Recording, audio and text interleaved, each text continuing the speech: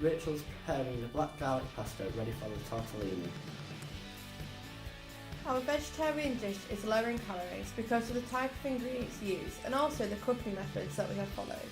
The pasta is a carbohydrate filled with a puree of roasted root vegetables with pine nuts.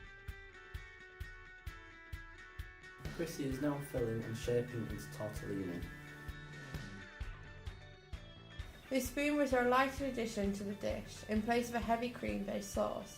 All of the ingredients are high in vitamins which contribute to the government nutritional guidelines.